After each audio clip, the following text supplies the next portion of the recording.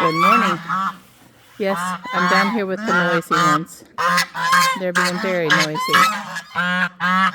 So, the tire trick that Hugh saw online didn't work. It didn't keep anything from freezing. And you can see the chunks of ice that we're getting out of these waters. Guys, knock it off. They're going to peck at my feet. Seriously? So I just went ahead and dumped the water this morning. I would rather do that than carry the hammer down here. No. You're not going to kick at me. You're not. Hi, Googles. Hi, Googles. Hi, darling. Ryan, leave him alone. But anyway, I decided just to dump the ice out and just go ahead and run fresh water in the morning instead of waiting until the afternoon. The problem this morning is that the water hose apparently has a low spot in it because it's frozen. And there's the stinky one. Good morning, Chuck. You stinky rooster. I don't know where George is. He's already found a hiding spot. But so anyway, I went ahead and just carried some water down here in the bucket, and then this afternoon I will fill up the rest of these water containers. But you can't leave their water containers, all of them, on the ground, because if you do, the geese absolutely fill these containers full of mud. So I like to keep a couple that are at least decent for the chickens. So I put them up on the pallet, or actually I had them in the tires, but the tires aren't going to work, so they're on the pallet. But anyway, I wanted to talk to y'all about this. So I'm going to tear out, this very fast and makeshift little, when Chelsea and I had the little chickens hatch, we very, very quickly threw this up, and it's, really an eyesore. The chicken lot is going to head into a prettier place. I'm just determined.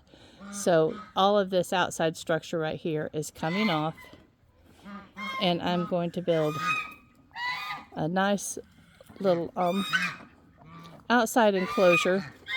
Won't be huge. It'll be a little bigger than this.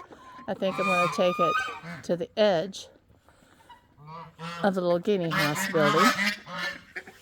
And the outside of the guinea house is getting ready to be covered over with wood, just to give a little bit more insulation. Guys, nobody wants to hear this much from you this morning. Nobody. I don't know what their problem is. But this is where Frizzy's coming. She will have her own little house. If you remember, this was our brooder box. I'm trying to make sure I'm not going to get bitten in the hiney. This was our brooder box. They're being heard this morning, y'all. I just don't know what the problem is. So, she will have her own little house and her own little play yard. And then, probably this spring, if she is still with us, and I hope she is, we'll get a couple little new babies and put in there with her, so that she can have an enjoyable little bit of companionship. And I'm going to build nesting boxes on this back side of this little house. I think I told you this the other day. Look, this must be George's harem. They're all over here under the brambles. And I resist cutting all this down because it does give them some protection from predators. As you know, I've told you before, I'm getting ready to plant this spring. When they're available, I'm getting ready to plant a willow over there in the middle. And just try to give them some viney areas that's not necessarily weeds, but maybe something beneficial that they will enjoy, snacking on or whatever.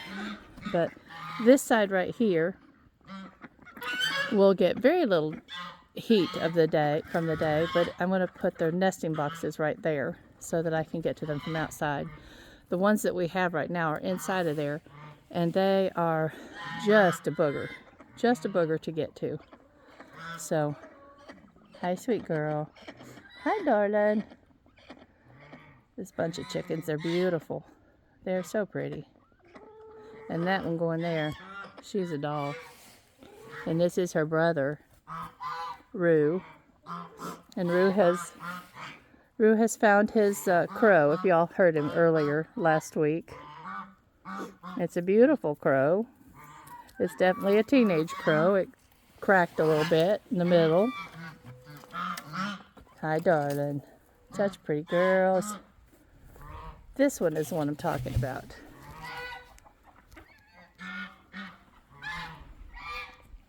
She is a beautiful chicken.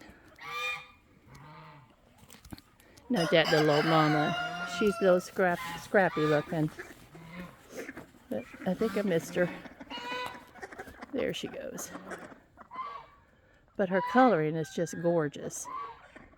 When I don't have gloves on my hand, I will make the screen bigger. See, well, let me see if I can take a glove off real quick.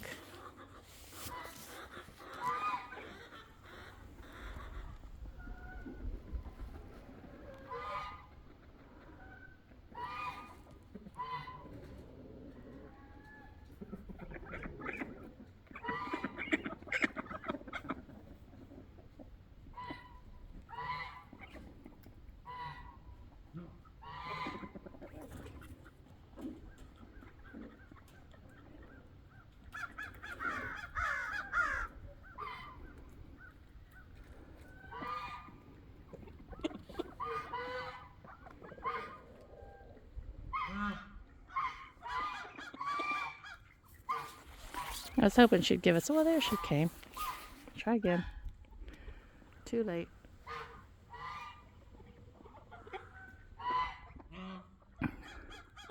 Oh well. She is a beautiful bird. Alright, and see our little old mamas. They're scruffy looking. And these newer mamas are just so robust and their feathers are so thick and full.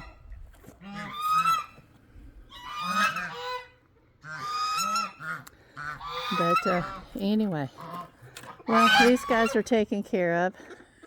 I'm going to go down and check on Marguerite and Taylor, and go check on Prissy and make sure everybody has food and water. And yesterday evening, heard a big commotion over there at the greenhouse.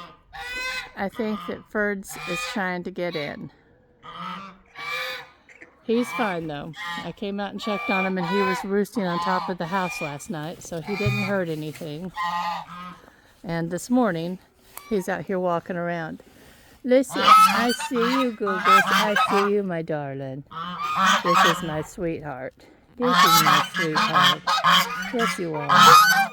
I know. Let me put my bucket down so I don't scare you. He'll let me stand the sort of head. He just has to come over and say good morning. All right. Let's walk this direction. We might get a sight. They get more lettuce than Hugh and I do. We forget about it. What is that meme that vegetables go into my crisper drawer to die? That's kind of, unfortunately, the situation around here sometimes. But over there's Ferds. Yeah.